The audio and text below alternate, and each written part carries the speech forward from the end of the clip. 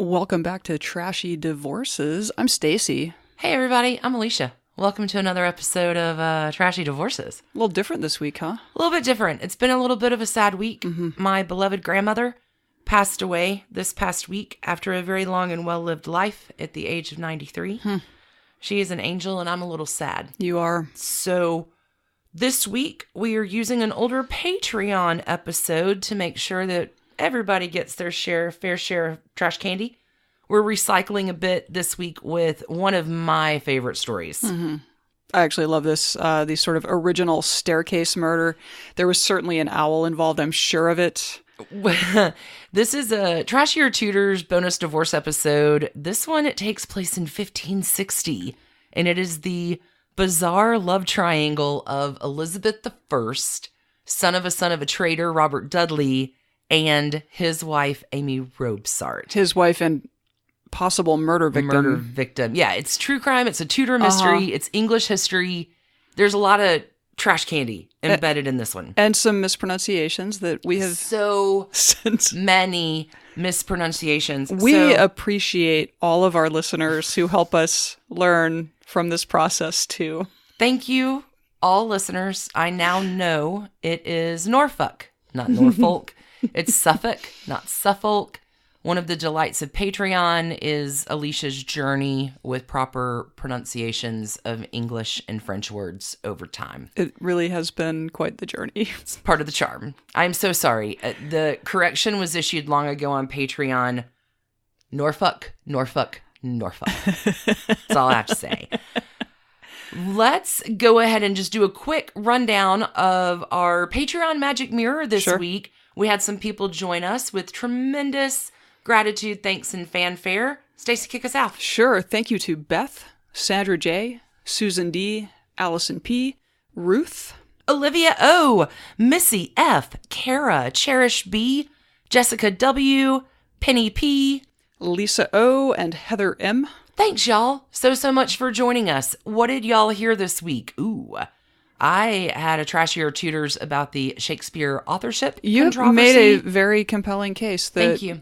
The historical personage named William Shakespeare is not the author of the body of work that we consider to be William Shakespeare's. Stratford Willie did not write William Shakespeare's works. You covered everyone's favorite Sapphic poet. Maybe, yeah. Maybe. So side piece, we covered Emily Dickinson and perhaps... definitely her lifelong, deep, wonderful friendship with her sister-in-law, but possibly when you read all those letters, sure looks like it was something else entirely. It was so much fun. This week, Patreon, we are doing Shakespeare Part 2. So I'm going to talk about the candidates that, now that we know Stratford Willie probably didn't write Shakespeare, who could have written those works. Oh, also, my side piece this week, Coco Chanel. I'm very excited about that. Very cool. Very That's cool. what's happening on Patreon. One more thing before we kick off the show. Y'all, who wants to give the gift of trash candy this Christmas? So much trash candy. Obviously, we have a live show coming up on December 29th here in Atlanta at Venkman's. Get your tickets now. VENKMANS.com. And the ticket link will be in the show notes. It will be in the show notes. It is on our website at trashydivorces.com. Also, we have merchandise if you should like to give the gift of a Trashy Divorces t-shirt or hoodie, phone case or hoodie or whatever. Pillow. Give the gift of trash candy. Sure. Check out our website has links to everything. So feel free to drop on by trashydivorces.com. And click on the merch link. All right. Now, are you ready for the original staircase murder? I'm going to go get my tinfoil owl hat. Let's do this. Yep. Go, go, go.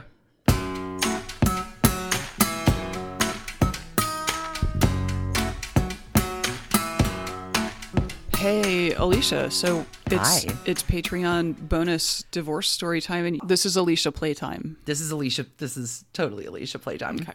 Today is one of my favorite mysteries. Can't quite call it a murder. Can't quite call it a divorce, but it is definitely true crime and divorce adjacent. It is a Tudor cupcake loaded with trashy royal sprinkles. It really does sound right up your alley. Oh my God. Okay, so for your Trashy Divorces bingo card at home, if you're keeping check, this one has royalty, executions on the Tower Green, competing families and court factions, multiple generations of being a traitor to the crown, secret affairs, religious strife, and assassination plots. Okay. I could go on, but my point is the story has fucking everything. Okay, you ready? If that completes your bingo card, email it. No, I'm kidding. Bingo. Yeah. Today our featured couple is Lady Amy Robsart Okay. and Robert Dudley.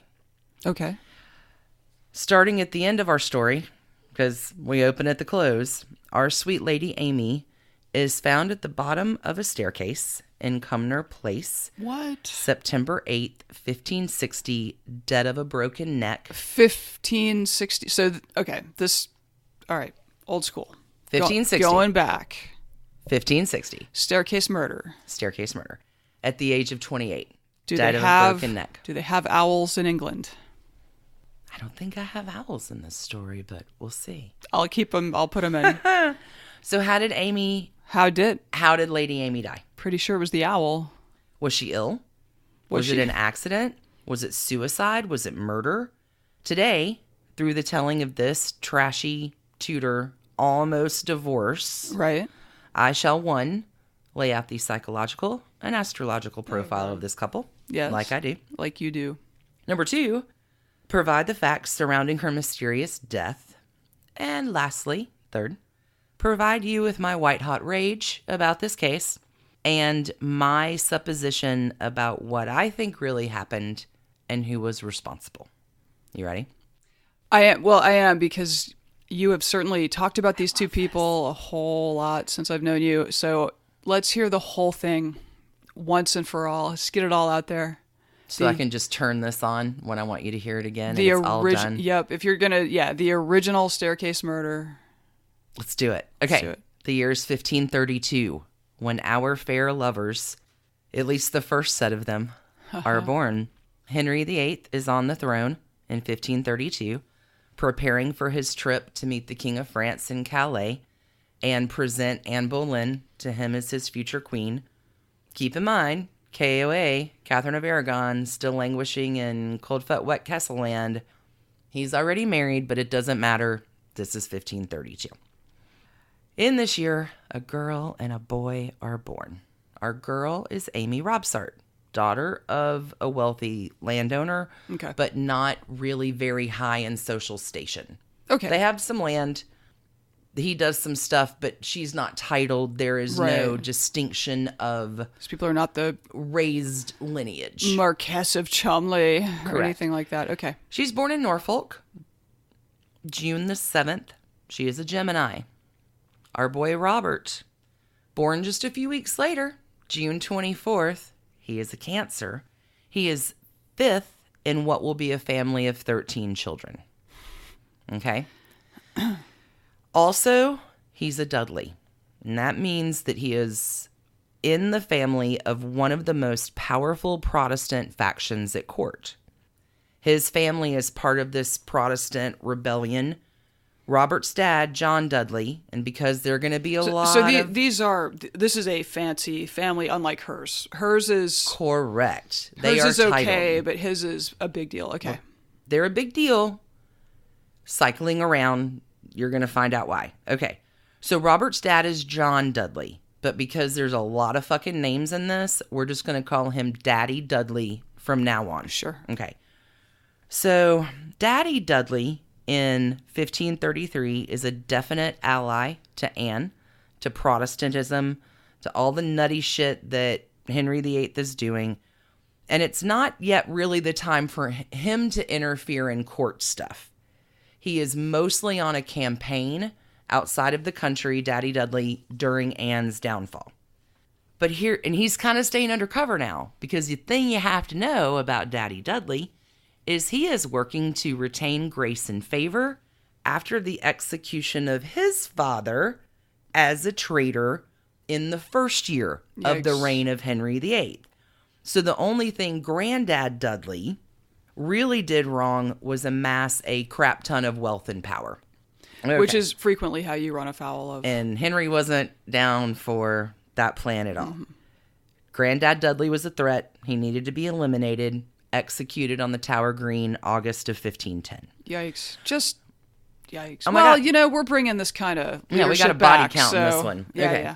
So Daddy Dudley has legitimately spent plus 20 going on years to regain his family's status, their lands, their titles. And he's not ruffling any feathers yet, but he's going to. Okay, so by all accounts, Amy and Robert had childhoods that were happy enough. Amy's spending her time in Norfolk with her parents, doing the Norfolk thing. And Robert... surviving the measles. Sure. Praying for the land of vaccinations. Avoiding the plague. Yeah. Okay. So Robert, though, just like you said, the Dudleys are super connected in at court. So he's in London with his family. He's a playmate of Lady Elizabeth, who used to be a princess, but she's a lady now. She was born in 1532 as well, September of 1532. So little Elizabeth is 2.5 when Annie B is murdered. Yeah, I said it. I'll say it again. Anne Boleyn got screwed, and Elizabeth is a super smart kid and realizes that even that day something has changed. Why did you call me princess yesterday? Right. And today now I'm a lady. Well, Henry has bastardized her with the divorce from Anne Boleyn before he kills her. So Robert kind of grows up in Elizabeth's court. They're exactly the same age. They share the same tutors. They go to the same classrooms. They're playmates. And Robert, at the age of 8, Elizabeth, Robert, both at the age of 8, Elizabeth tells him that she will never marry. Okay, so look at the example she has. Her mom's been beheaded. Right. Her next stepmother dies in childbirth. Her next stepmother is divorced and is like totally her favorite aunt. And then Catherine Howard, her mother's cousin, so part of her family and faction, executed. So really, there's not a lot about being a girl, being a woman, that Elizabeth is looking forward to. Yeah, also, I think we really need to consider whether there's some sort of Trashy Divorces Parent of the Year award we could give to Henry VIII, because... Oh, my God. Like, when you want to model healthy relationships for your kids, I think he really took it above and beyond. So Elizabeth, by the age of 8, like, we haven't even talked about her teenage years yet. That's another Trashy Tutors. But at age 8, she's like, psh, I will never marry. It is not for me. So court stuff, and Robert's growing up fine, and Henry VIII does finally keel over in the late 1540s, and Edward VI, Jane Seymour's son, assumes the throne. But he's a littles. He is definitely super serious. He's a scholarly kid. He's super Protestant, and he is going to make a great ruler one day, but he's a little kid. Right. So everyone at court is now vying for their way in. Now that the power dynamic has changed, where do they fit in with Edward? And because he's 12, Edward doesn't have a consort.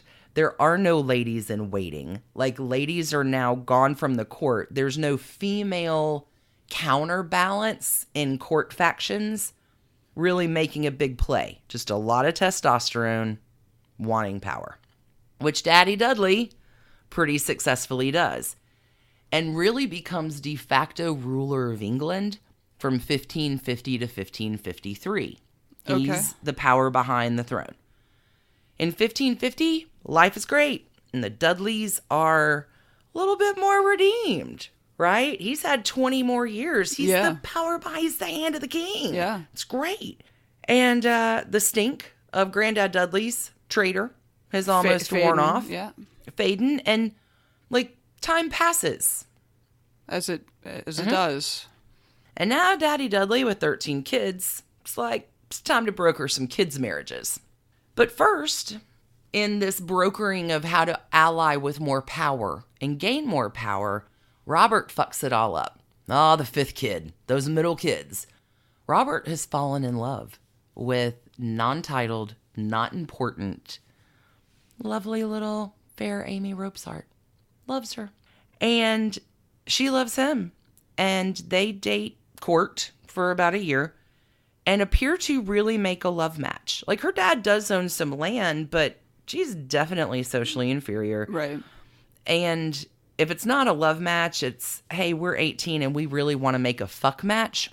So both families are Protestant, and Dudleys are an ascendant at court, and Daddy Dudley's like, all right, if it makes you happy, go for it. That's cool. Yeah. And by all accounts, everyone's thrilled. 3 days before her 18th birthday, Robert and Amy marry at the Royal Palace of Sheen. Edward VI is in attendance. It is a big deal. Young love, same age. By all accounts, it's going to be bliss. The wedding contract that was signed in May of 1550 specified that Amy would inherit her father's estate only after both of her parents die. So her mother would be cared for if her mother survived. Correct. Her mom, because England's got a bunch of fucked up rules about what women can and can't do depending on their classification. Right. But the will states that both of her parents have to die for Amy to inherit anything. But she's going to inherit something. Like, Robert has a title. She has land. It's cool. William Cecil, who you're going to hear a lot more about in a minute, comments that it is a carnal marriage. So even he knows, like, it's not a connection marriage. It is a carnal marriage. And everything's groovy, at least in the beginning. So let's talk about a Gemini Cancer mix. Air and water in your bogus astrology. My very dead-on astrology. It's fog. So, like, this isn't the worst match in history between signs, but it's not the best. Gemini has a very intellectual nature, where Cancer replaces that with a very feeling one. This is head versus heart all the time.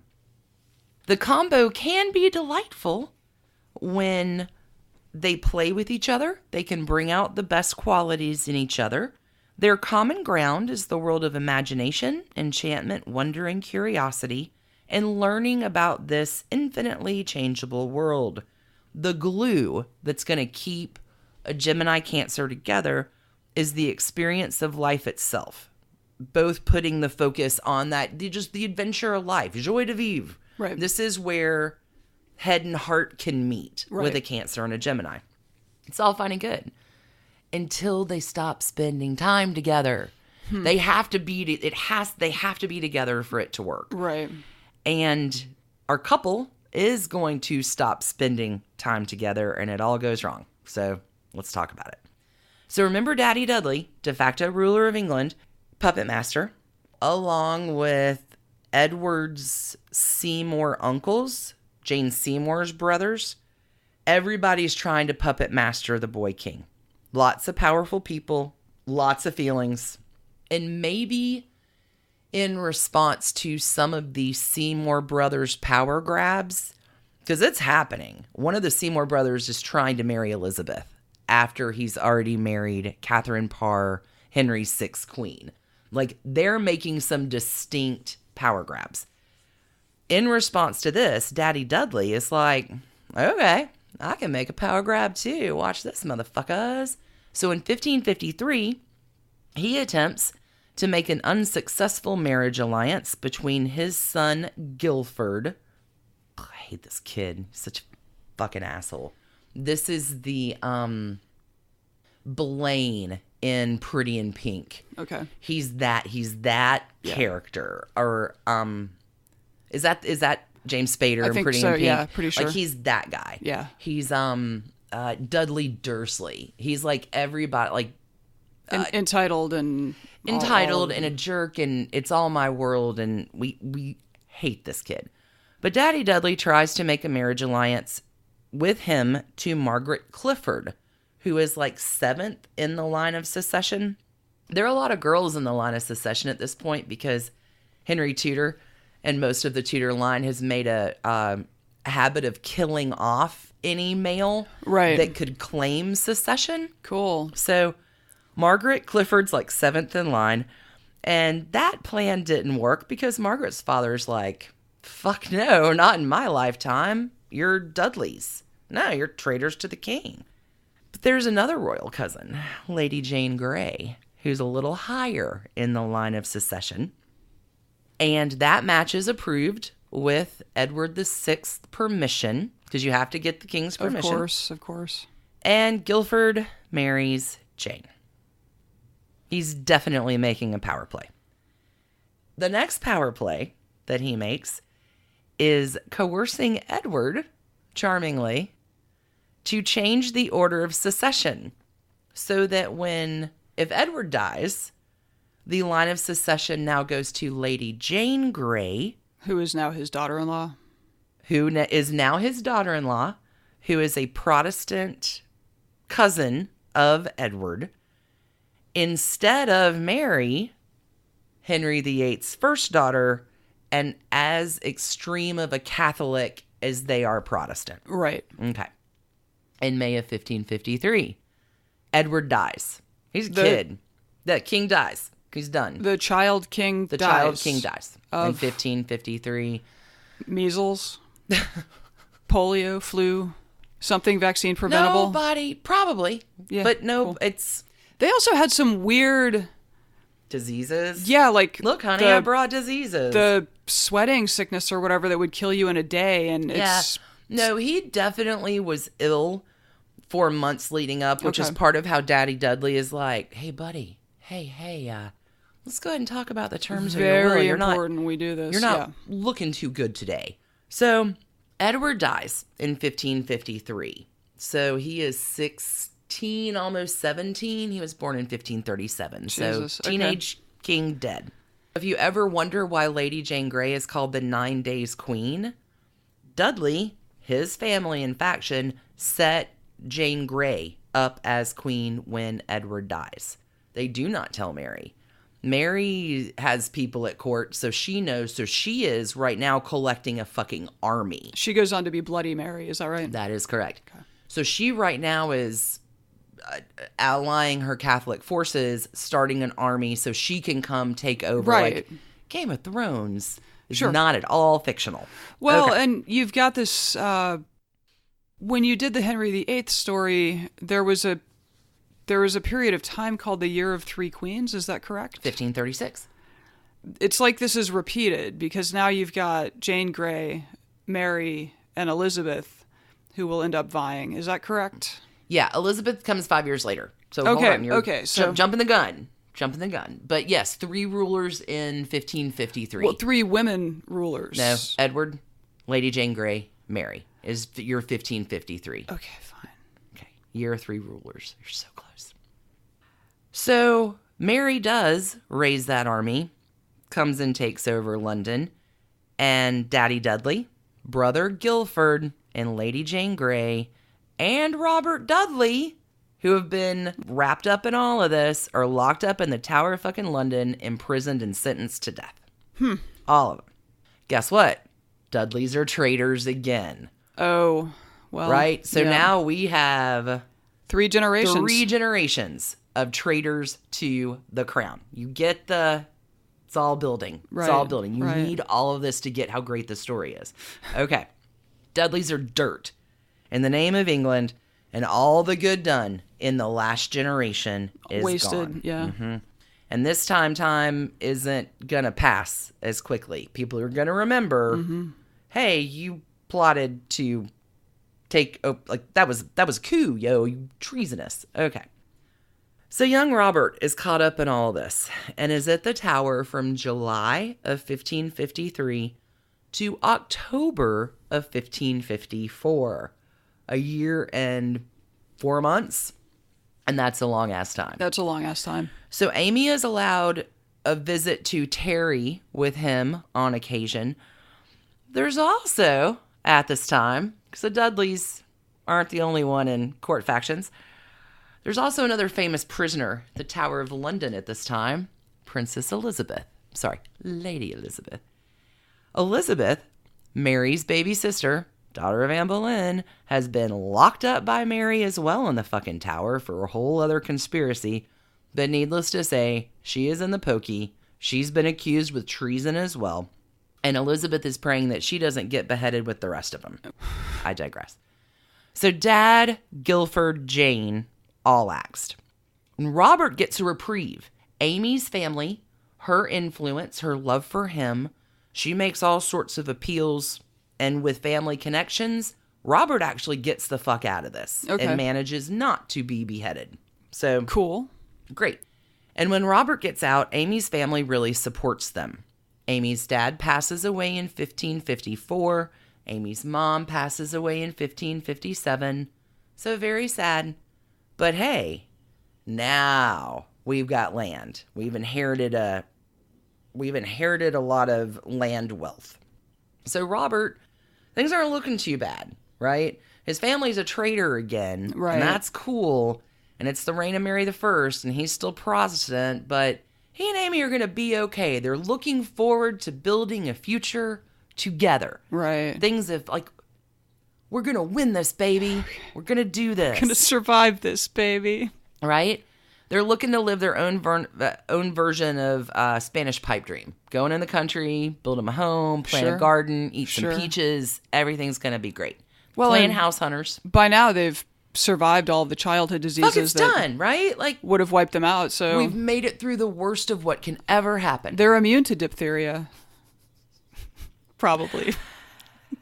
But it's England. And you know, in England, as soon as shit gets stable, you know it's about to go down again. Just go into soap making and save the world, would you? So what goes down? In November of 1558, Mary I, yay, blessedly fucking dies. Okay. Elizabeth gets the news at Hatfield. This is the Lord's doing and is glorious in our eyes. And is she next up? Elizabeth's she's queen. Batter up? Okay. Batter up. Somehow I thought there had been a war of secession that she was involved in. Is it Mary Queen of Scots doesn't she have to fight somebody? Yeah. She's going to fight Mary Guise and not necessarily Mary Queen of Scots, but we're getting there. See, it's like you're in AP history all over again. Okay. So, November 1558, Elizabeth assumes the throne. This is glorious in our eyes. Elizabeth may be living large, but she has inherited a crap ton of problems. Shit's shitty. England is in the middle of a religious war with Mary's 100% Catholic reign. Lots and lots of burnings at the stake. So, Mary executed over 301 maybe, 300 people during her reign. Only 5 years. I was going to say it was a short reign. By contrast, Henry VIII executed 81 people, and he reigned for 40 years, and he's supposed to be the tyrant. Right. Okay. Before Mary, right, it was Edward.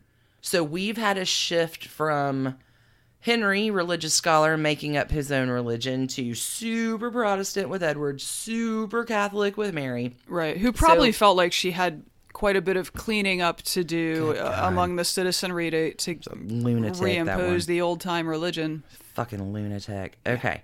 What we love are theocrats on this show in particular. So that's a big problem, the struggle for how the country is going to manage religion under Elizabeth. Also, England is bankrupt. Bankrupt as fuck. And looking like 2 a.m. last call at the European country bar with France and Spain eyeing England and shutting the joint down. Right. 2 a.m. last call. Elizabeth not only assumes the throne, but 99 problems. And her entire Star Chamber, Privy Chamber cabinet really want her to get married. And they are pushing every gross European bachelor, young, old, gay, doesn't matter, all the choices her way. So to make an alliance, it's a weak country, so they need... So take it back. She's got 100 problems. Right. But Elizabeth is going to do the damn thing. She's been waiting her whole life to actually stay alive long enough to be queen. She is determined to win the Game of Thrones. Yeah. And she does. She does. Annie B's faction, right, has kept Elizabeth alive, safe, protected for her to make it to this point. And her whole faction's like, hell yeah, we're doing this. Okay. Elizabeth is a lot like her mom. She is so smart, it is fucking scary. She's lovely. She speaks 6 languages. She is scholarly AF. Roger Ascham, who's like the premier scholar in England at that time, is like, I can't teach her. Like, she's brilliant. Like, she is legitimately phenomenal woman. Okay. So her favorite pastime is to take foreign texts, translate them. So a text in another language. Yes. Translate it to another language, not English, and then take that text and translate it into a different language. That's what she does, like a fucking crossword. That's her pastime for relaxing. Let me take some archaic Greek and translate it. Sure. Into Italian. What the fuck, man? Well, I mean, there was no internet. There was no electricity. Again, the measles thing was bad, so smallpox. So, she is wicked smart. And remember, from the age of 8, what has she said? I will never marry. Never. She's seen women lose all their power and often their lives because of marriage and babies. And she ends up saying to her privy councilor, like, I am married to England. Right. I am married to this country. I'm married to these people. Married to the job. Husband isn't going to do it for me. Yeah. But to rule successfully, she is going to need some right-hand men around. And especially in changing out Mary's Catholic court. She's going to need her people in play. So she makes 2 essential posts. Number 1, William Cecil is appointed Secretary of State. This time he is 38. He is brilliant. He is modest, so modest that instead of riding a horse, he rides a donkey. He is a cousin of Blanche Parry, Elizabeth's longest serving and most loyal companion and confidant. Okay. So Blanche Parry grew up as like an adult taking care of Elizabeth.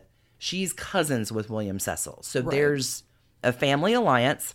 And by this point, he has played on both sides of the government through Edward's reign and Mary's.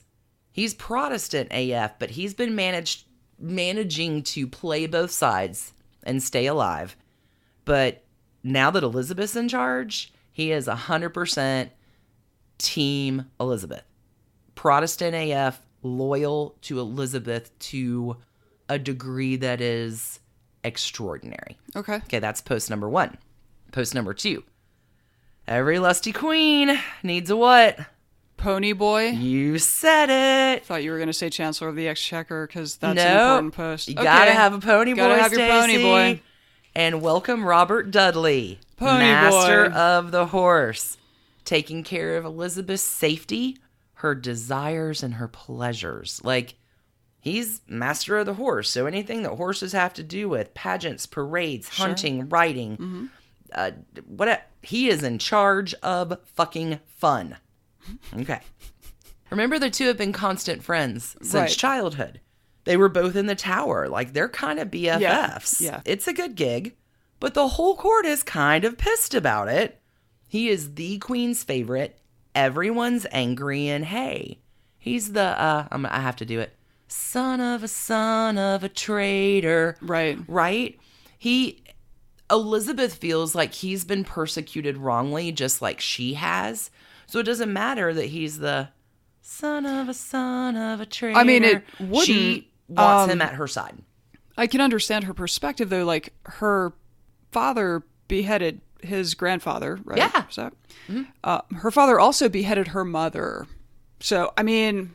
Oh, and her sister beheaded his father. Right. And his then, brother. Yes. And then his sister-in-law. And almost him. Yes, her extremely tyrannical sister from the wrong religion. Lady Jane Grey's her cousin, too. Yeah.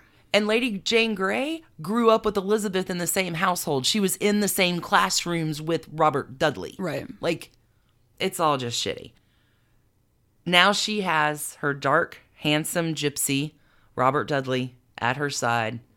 Pony boy. But his Gemini wife is back at the estate. Is that right? Yeah, so we'll talk about that. Okay. So it turns out Elizabeth and Robert Dudley are spending a lot of time together. His apartments at court are really close, if not adjoining, with hers. By the end of April 1559, tongues are wagging. Elizabeth never lets Robert leave her side. He's not allowed to go anywhere, which causes a little bit of a problem for dear Lady Amy. Elizabeth also does not like other women at court.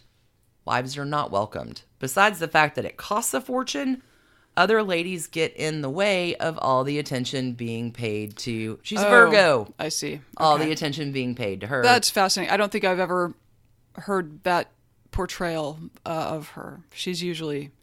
like older in life, she was pretty level. Oh, I mean, she takes over the throne 1558. She's hot. She's 25. Yeah. She's Anne Boleyn's daughter. Yeah. She's smart as fuck. She's sexy as fuck. No, I get it. I get it. Wants it all.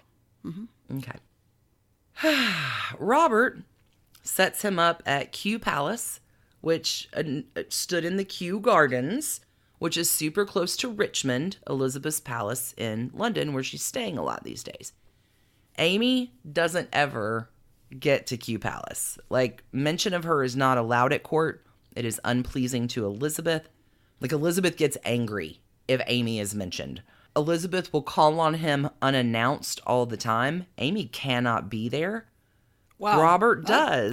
That is not cool. No, Robert does go visit Amy in Easter 1559, and Amy comes to London in May of that same year. Spends about a month and is, I don't know if like maybe the Queen found out that she was there, but she is unceremoniously sent home packing. Back, yeah. In June of that year, the Spanish ambassador, different, this is not Chapuis. Right. This is a new one, but he's just as much of a fucker, and if you learn never to trust the Spanish ambassador, he writes back to Spain that her health is improved, but she's being very careful with her food, Lady Amy. We don't know what that means. Wow. Well, okay. It's a mystery. Wow. So much court gossip. Okay, so after this month-long visit ends in June of 1559, Robert and Amy will never see each other again. She has 14 months to live. Dun, dun. They don't see each other for more than a year? Damn. So by December 1559, Amy has moved into Cumnor Place. It's near Abington in Berkshire. The house, which is an altered 14th century monastic complex, is rented by a friend of Robert Dudley's, and this friend and his wife live there, as well as some other relations. It is a big place. There are lots of people around all the time. Amy is given rooms in the best rooms in the house, this upper story apartment with a separate entrance and a staircase leading to it. Not the staircase she's going to be found on, though. Just near the owlry.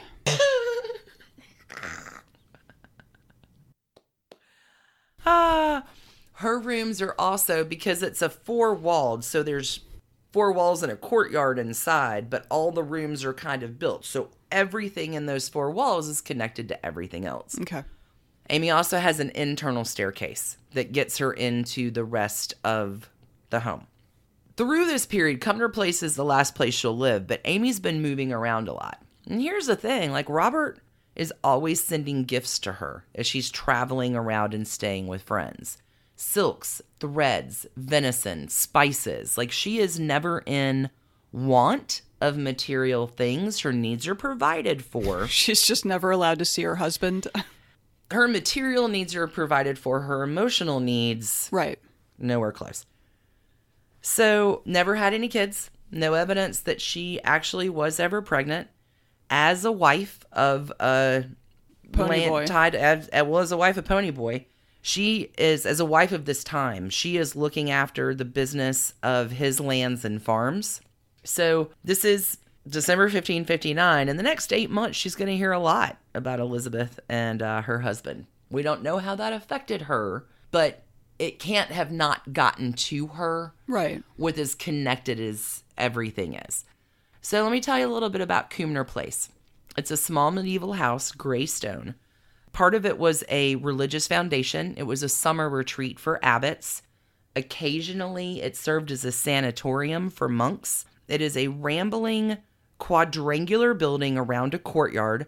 There is an upper floor. The home is in a very good state of repair. It is very well taken care of. There are a lot of crumbling crap places that are sitting around England. This isn't one of them. This is a well-functioning home. Amy is there with a couple of servants and her personal maid, Mrs. Pergo. Amy also has a companion, the widowed sister of William Hyde. Her name is Mrs. Ottingsells. Mrs. Ottingsells was Amy's former host at Denchworth, some other place that she stayed in her travel around. What I'm trying to tell you is this place has all kinds of people fucking living in it, like 4 or 5 separate families. There are lots of apartments, lots of rooms that are all separated, but all connected as well. Okay. Scene set there. At the end of 1559, Elizabeth is staying next door to Ponyboy, but still, like, making pretense of courting international suitors. She's playing the game, dangling hopes of success, but never actually compromising her freedom. William Cecil is like, will you just pick one for Christ's sakes? If not this dude, how about these other dudes? There's actually like a 30-plus page list listing all the options that Cecil has found for her. So every nobleman in Europe, basically? Every nobleman in Europe. Everyone is on that list except for Ponyboy. Well... Right? He's married. There's no alliance to be had. Ponyboy is not... that would not be a political union. I mean... But Cecil is flinging every option he can her way because in no way at all is fucking Robert Dudley fit to be king. He is a threat. I see what's going on here. I see the two of you. Not cool. He's the son of a traitor. And Elizabeth, please turn your attention anywhere but him. You are ruining your reputation. What is wrong with you? And it's not just him. Like, this is the entire court is... tongues are wagging. Okay. By the beginning of 1560, this is a national scandal. In March of 1560, the Spanish ambassador writes back to Spain that Robert has told him that if Robert lived another year, he would be in a very different position. The Spanish ambassador has also written that Robert is thinking of divorcing his wife. So the Spanish ambassador last year was, maybe she's sick, she's careful with her food. Like, there's all kinds of speculation. Rumors are spreading that he is poisoning his wife, and Elizabeth poisoning his wife. Maybe she's ill. Maybe she has breast cancer. Maybe he's really trying to get an annulment on the lack of no kids. Like, every rumor around is spreading. And Elizabeth is still playing like, hold the suitors at bay long enough for Amy to come to whatever conclusion Amy's going to come to. Nobility and the court is holding it against Robert that she's not marrying, and there end up in the spring of this year being all kinds of fucking assassination plots. All unsuccessful, but he, like, every day he is, okay, who's going to try to kill me today? Against Ponyboy. Yeah, okay. Against Ponyboy. Wow. Court's pissed. Yeah. Court's freaking out. They're ready to stage a coup. But again, all on some level, they're kind of reassuring themselves. Like, Robert's married. He has a pretty wife. They're, but they're rumors. Amy's sick. Robert's waiting for her to die. Rumors and poison. Robert's not allowed to see her. He's not allowed to leave. Anyway. Right? All right. So, rumor, poison, illness, maybe an annulment. All the rumors are being spread. And Cecil is like, Elizabeth, your reputation is in danger. Could you just please pick any dude from anywhere and stop this scandal? Elizabeth, not interested. And she begins in earnest to start shelving her international suitors that are there that she's playing the game with away. Winter and spring of 1560. Elizabeth also makes the decision to send away William Cecil.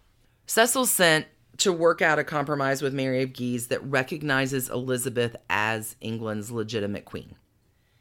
Cecil pretty much averts a war with Scotland, gets Elizabeth exactly what she sent him to do, but he's gone for a few months. And he thinks, woo, you're really going to be happy about yeah, 100%. But he's getting icy letters from her in the meantime. Like, you could have done more. Why didn't you get Calais back? Where are my reparations? And he's like, I went on this mission that you didn't think would ever be successful, and I've made it a success, and you're admonishing me? Like, the fuck? Okay. But having achieved this coup, Elizabeth recognized queen, everything's going great. She spends the summer of 1560 in Pleasureland with a capital P. Abandons all of her actual duties and just hangs out with Ponyboy all day. It's a great summer for her. But the court is coming apart at the seams over it. They hide themselves away for days. Like, just leave the tray at the door. Thanks. Rumors of divorce and worse. And by July, old Cecil gets back to England and is like, what the fuck? Elizabeth is being super chilly to him and has allowed Robert permission to cozy up to Cecil's main rival at court. You don't do that without Elizabeth's permission, and Elizabeth has given that. Okay. Cecil also senses that the relationship between Elizabeth and Robert has undergone a fundamental change. Something changed while I was gone. Elizabeth has no gratitude to him, and now she tells him, hey, you're going to have to go ahead and fund that whole peacekeeping England saving thing mission that I sent you on, because I'm not going to reimburse you for your expenses for that. That's a bad boss right there. When Cecil needs to talk to her and goes to her rooms, her ladies in waiting are like, sorry, Cecil, she's out riding with Ponyboy. She is unavailable, locked in with Ponyboy. Oh, here's what's fun. One night, the torchbearer, so the guy who holds the torch on your boat going up and down the Thames, comes back to the Privy Council, Cecil and all of her advisors, with a report that he was torch-bearing as Elizabeth was coming back from a late-night visit to Kew Palace, where Robert lives, and is like, isn't he dreamy? He's a man above all others, and I will raise him. Now, what does that mean? Is she going to give him further honors? Is she going to restore his duke title? Is it marriage? But whatever's on is on. This is of grave concern. How far is this thing gone? Elizabeth, again, you are ruining your reputation. Cecil's super depressed. He's ready to resign. He sees that this is the end of his thing. The writing's on the wall. Like, this is how collapsed he is. Let me and my donkey make some plans just to get out of here. He knows his career is over. So much, in fact, that he writes his best buddy Throckmorton, who is in France, in Paris, as an ambassador for England. Hey, buddy, come on back home. I'm not going to be around for that long. You need to get back here to help because I'm not going to have a job. Okay. Court scandal boiling hot. This is the end of August. The court moves over to Windsor Palace. So now Cecil's pissed, and he's telling everyone from here to the back of the room at court that he is quitting. He is done. He says it is a bad sailor that does not see a storm coming and find safe harbor. He is so unhappy at the unsuitability of Robert Dudley and the affair thing that's happening that he's just going to get on his donkey. Sure. Ride into the sunset. Okay. So on September 7th, it's a super big party at court, as the next day is Elizabeth's 28th birthday. Party time, Ponyboy, let's have a birthday weekend. Also, on September the 7th, Elizabeth tells the Spanish ambassador that Lady Amy has died. Lady Amy hasn't died. Oh. But Elizabeth tells the Spanish ambassador that Lady Amy has died, and you need to keep it on the DL, dude, and it's a big secret, but she's dead. And have you ever learned not to tell the Spanish ambassador anything? But something does happen. In fact, the next day, Elizabeth's 28th birthday, September 8th, Lady Amy does die. Original staircase murder. Amy Dudley is found lying at the bottom of the staircase inside Cumnor Place under very unusual circumstances. Owl feathers everywhere? Close. That would be unusual. Close. No, so circumstances are odd as fuck. Amy wakes early that morning and commands her entire staff to leave. Like, her staff was angry about it. But she's like, I need you all to get the fuck out of the house today. I need you all to go. There's a fair that's happening in town. Wouldn't everybody like a day off? The staff does not want to leave her. At the inquest, one of her servants says, I judged her to be a woman of very strange mind. Her staff was pissed. But Amy orders everyone to go away. She needs to be alone. So there's some options here. Suicide. Maybe she knows she does have breast cancer, an illness of the breast, and is about to die anyway. And she's like, nah, let me just go ahead and off myself. Let me do it. Is it an accident? Did she just take a misstep on some stairs and end up with a fall and a broken neck because of a bad tumble? Was she poisoned? It's always a possibility in Tudor England. Or was it murder? Could Robert have done this? Who else would have had a motive to murder his wife? So, throughout the details of how this breaks out and shakes down in the next year, we're going to look at all these scenarios for likelihood and possibility as we talk about what happens. Okay. So Robert is with Elizabeth at Windsor and hears of Amy's death and is instantly freaking out about his reputation. And he writes to his steward, Thomas Blount, who's on his way to Cumnor already, like, dude, open an inquest. Elizabeth immediately banishes Robert from court. Oh, interesting.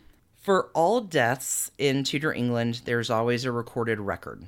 The end of the day, her death is going to be found to be accidental, but it was misfiled for years. It took a year for the inquest to get completed. So it was filed in 1561, not 1560. Her inquest records just turned up 5 years ago. Can I ask why she banished Ponyboy from court? Because his wife is dead.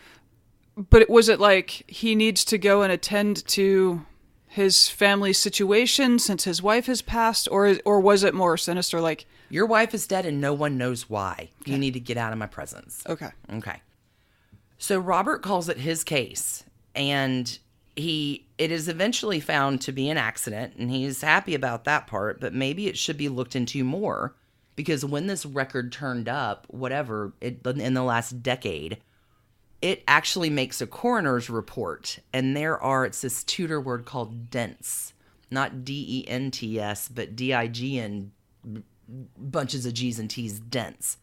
So in the coroner's report, there is a dent in her head that is the width of a quarter of a thumb, and there is also another dent that is the depth of 2 thumbs. She has open fucking wounds in her head at the bottom of the staircase. She has broken her neck.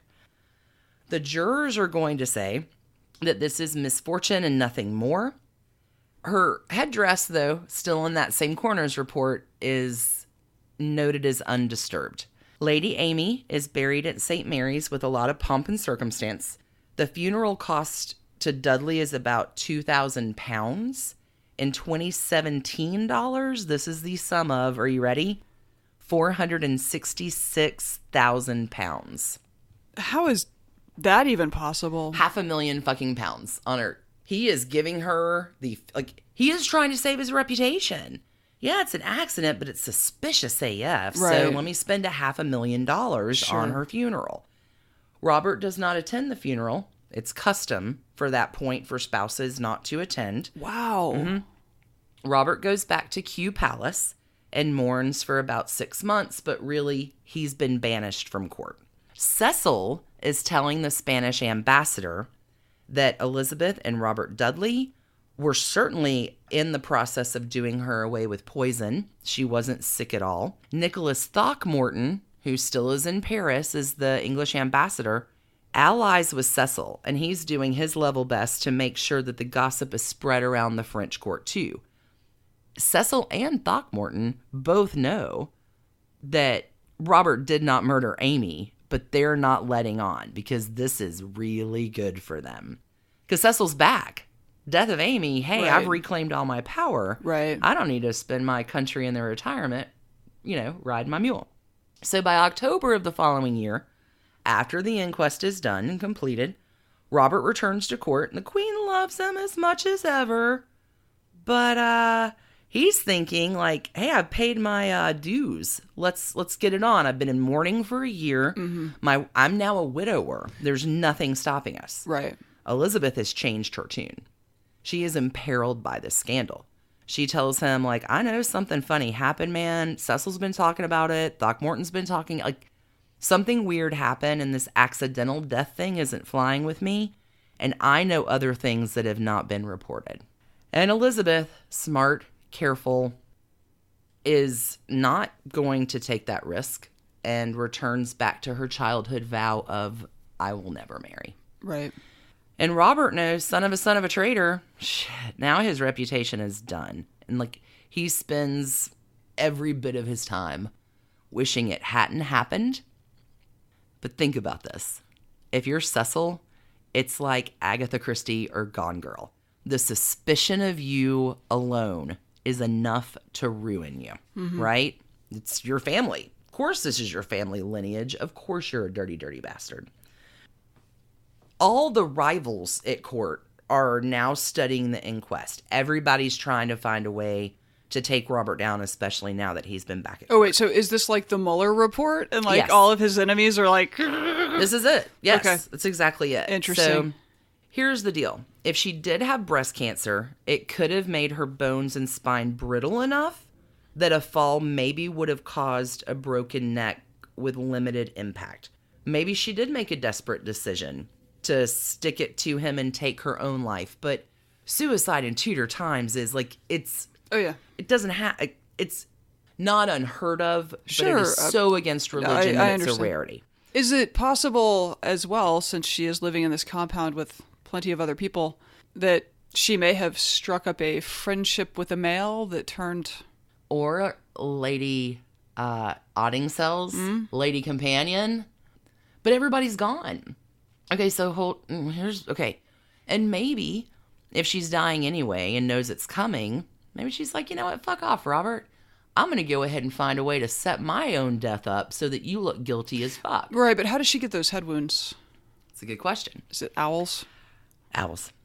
So here's my supposition. And I mean, this is, why would you need to clear your household? Why do you send everybody away that day? If maybe you're not having an important visitor come to you. I need it to be secret. You've been told I need to see you. You need to clear the house. It's a secret visit. Who would be important enough for her to clear her house? Robert? Sure. Cecil? Or one of his henchmen? Because he had henchmen.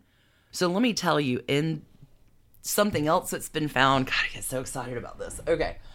Something else that's been found, because Cumnor Palace was a house in very good repair.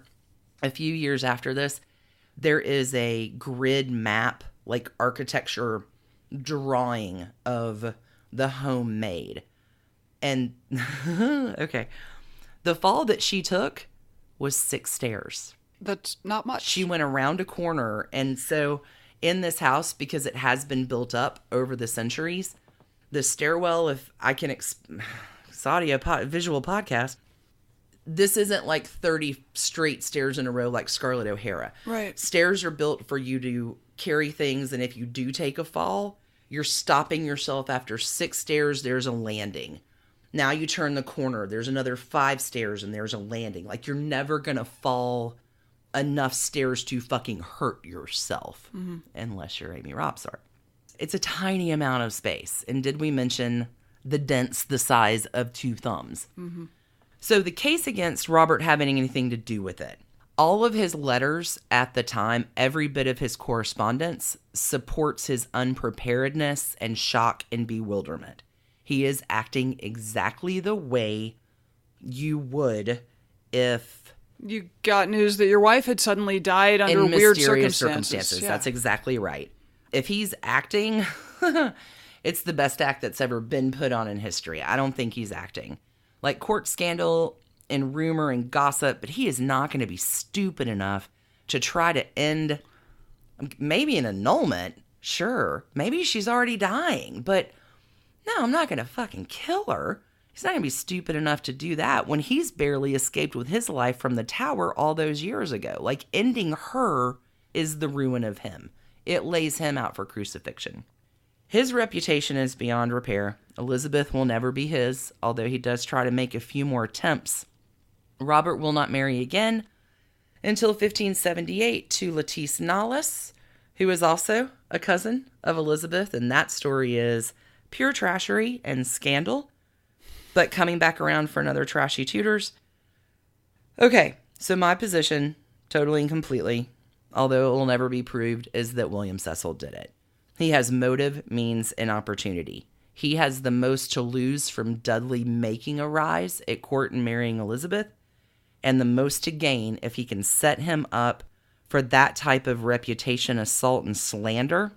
Because he didn't do anything anyway, but I can crucify you just on gossip alone.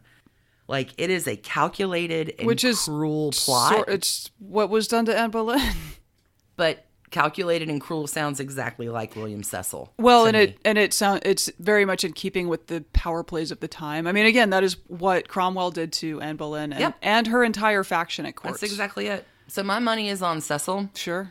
But you tell me, like, do you know about the case? Do you care about the case? Comment and let me know. I'll ask you, do you think it was an accident, illness, suicide, or murder? What's your... Well, head wounds that don't have any reason to be there from the fall pattern. 6 stairs. Well, let's say she did have some underlying... Right, like, a broken neck from 6 stairs would be unusual, but certainly feasible. If she's ill, sure. But no, if you get mysterious head wounds, yeah. 2 thumbs deep. Into your brain, yeah. Into your brain? Yeah. That strikes me as she was struck with something, you know, that... So you look at, like, okay, maybe a couple of times. Inquest, it took a year, accidental. And you still have Elizabeth saying, like, I know there's something fucking fishy. Yeah. Like, the inquest may have said that it was an accident and it was just misfortune for Amy, but it's enough that I'm done with you. Sure. I mean, they still pony boy it up, don't get me wrong. Like, he's still around, but it's at a definite... It is not the love affair different relationship that was happening previous, much to Robert's dismay. Yeah. Wow. So that is the trashy, maybe murder, not quite yet divorced of Robert Dudley and Amy Robsart. And just to round it out, you know what's a perfect match astrologically? What? Cancer and Virgo. Oh. Robert and Elizabeth would have made a incredibly wonderful pair, but there you go. There's your irony. That's my story. I love that story. What do you think? You think there's something fishy to it too, don't you? I do, yeah. No, the Cecil thing makes perfect, or one of his henchmen, but I mean, I've written it sense. So that Cecil makes perfect sense, but I mean, Cecil makes perfect sense. Yeah. Like, who else? You don't clear the house. You don't command your staff to go away. Your staff is angry about it. And I don't think you clear your staff if your husband is going to drop by for a visit. No, you're going to want everybody to see your husband. Well, and to pamper him, like to remove his boots and do all the footman stuff that the servants do, to bring wine, to bring food. Like yes. Okay, so here's another little addendum. The case to me is against suicide. The one piece, there's not a lot that still exists that Amy Robsart actually wrote, but like a week and a half before her death, she has written a letter to her tailor talking about the kind of dress she wants. Like, I want it to be like this other dress that I had, but change these things about it. Yeah. Like, I don't think the staff says, she's been depressed. We'd been worried about her. And even to the point where... Well, the queen had stolen her husband, whom she hadn't seen for 14 months. And she may have been in ill health. Exactly. So here's a little interesting, I could talk about the story all day. I fucking love it. But her whole staff, her servants, Mrs. Otting's cells, everybody's really worried about her. And they end up writing to the queen's physician at Oxford. Like, hey, this is Robert's wife, and we're really worried about her. Can you prescribe something for her to help? And the queen's physician is like, are you fucking out of your mind? I'm not giving you anything. I'm not going to be in the tower for her having a reaction to no, sorry, not doing that. So even her staff had tried to intervene medically, and medically the doctor they tried, maybe they went to another doctor, I don't know. But he's like, fuck no. I'm not giving her any, you're out of your mind. I'm not going to, no. So it's tricky. For every way you can make a case, there's another million things why that couldn't be it. This is one of my favorite mysteries. I think Cecil's a dirty, dirty dog. Because he lives out the rest of his life for Elizabeth, doing her jam, running, he is a statesman beyond compare her loyal ally for the rest of his life. Anyway, there's a trashy bonus divorce. Such a good story. So tell us what y'all think. Accident, murder, illness, suicide. Who done it? Yeah, who done it? I know a lot of you are much more into this than I am. It is a good little mystery story, though. But now you've heard it. Yeah. I don't think that... No, I've never heard it that completely before. Well, you sometimes start rolling your eyes and get a little bored. So now that I have you on mic, you have to listen to the whole thing. I know. I'm your hostage for Tudor history. I love this. No, it is. It's a good little mystery. The manifestation of all my nefarious plans coming true. It's a good little whodunit, which would include herself in the options for whodunit. Yeah, there's, I don't know. How many options do you want to take it down? And the owlry next door. Oh, shit. Yeah, we definitely was an owl. I don't even know why William Cecil just didn't fly in a flock of owls from Hogwarts. Probably did. Yeah, anyway. Thanks, everybody, for tuning in. Let me know. Comment. Let me know if you've listened and what you think about it. Do you think Cecil is a dirty, dirty dog? Or what are your assumptions? See, I would say it could have been Elizabeth, except she banished him from court and that thus ended the relationship. Elizabeth right? said the night before, Lady Amy's dead. Remember? She had some kind of precognizance 24 hours before anybody knows that Amy is dead. Or the Spanish ambassador got the day wrong. Fudged a little on the right. Yeah. I don't know. I mean, we're never going to know. That gets tricky. Can I also ask... Okay, because again, the Spanish ambassador was documenting the last days of Anne Boleyn as well. Like different Spanish ambassador, but yes. No, I understand, but did the English crown treat the Spanish ambassador, that position, whoever was holding it, differently as a way to funnel information that, I don't know, the French court wouldn't have? Because I feel like that was the big rivalry at the time. That would change, but it is interesting that all of these accounts... I mean, it is as though the government of Spain and the government of England had some sort of... Spain is Catholic. They want Catholicism back in England. So okay, so they're just watching more closely. Well, so is France, though. France, well... Sure, but hold on. Catherine of Aragon, Spanish princess. So you've got decades and decades of Spanish ambassadors, because Chapuis was at the English court for, like 3 decades.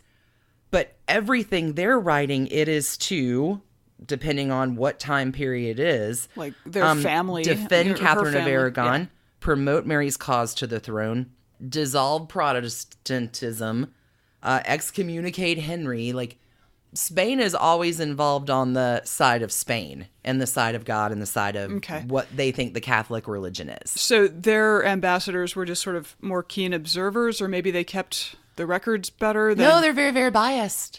Oh, I know, but I'm sure the French ambassador would have been very, very biased as well. And you know what I'm saying? Yes, like, Spain kept immaculate records. Okay, that's kind of what I'm asking. Like, why are all of these accounts from the ambassador from Spain? Because Spain didn't fuck around. They filed everything. They categorized everything. They wrote about what they got. So even if those records were destroyed, Right. Yeah. Spain did not dick around with their communications from the English court, because Spain wants England. Right. Like, you've still got England at this time. Like, Elizabeth's going to die in 1603, leaving England once again. Like, the Mary Queen of Scots thing hasn't even fucking happened yet in this story. Like, this is Trashy Tudors for life, yo. All right. Anyway. On that note. Trashy Tudors for life. Careful. Death and execution. Careful what you tell the Spanish ambassador. Yeah, that's the truth. Keep it trashy. Because generations henceforth shall know some version of what you said. Keep it Tudor. Keep it trashy. God, it's so much fun. I love this story. Thanks, everybody, for tuning in. Soon. Bye, y'all. Bye. Thanks for listening. Trashy Divorces is written and produced by us, Stacy and Alicia, for Hemlock Creatives. You can contact us at trashydivorces@gmail.com. Our art is by Sydney V. Smith. Find her at sydneyvsmith@carbonmade.com. And our music is used with permission of Ratsy. You can find her on Instagram at Ratsy's Store. Check out episode sources, photos, soundtracks, and more at trashydivorces.com. Enjoy early ad-free releases, bonus divorce stories, weekly trashy tidbits, limited series like Trashy Tutors, Fun with Done, and Side Pieces, and a whole lot more by joining us at patreon.com/trashydivorces. We have finally curated trash candy for you at the $2, $5, $10, and $25 level. And we have merchandise. You can get your Trashy Divorces gear at bit.ly/trashymerch. And thank you to What a Maneuver for doing such a great job with our cloths. We appreciate all your ratings and reviews. If you leave us a 5-star review on iTunes, send us a picture of it. We'll ship you some Trashy Divorces stickers and such anywhere in the world. Don't feel left out because you're in the Netherlands, Brazil, Singapore, Tanzania, Iceland, or any of the other 154 countries and counting where people are listening. That is trashydivorces@gmail.com. And last but not least, come play with us on social. We're at Trashy Divorces everywhere. Instagram, you can find us, which Alicia mostly runs. Twitter, which Stacy mostly runs. And on Facebook, which we split. We also have a Trashy Divorces discussion group on Facebook if you want to chat with other Trashy Divorces listeners. Thanks again for listening. Keep it trashy, y'all.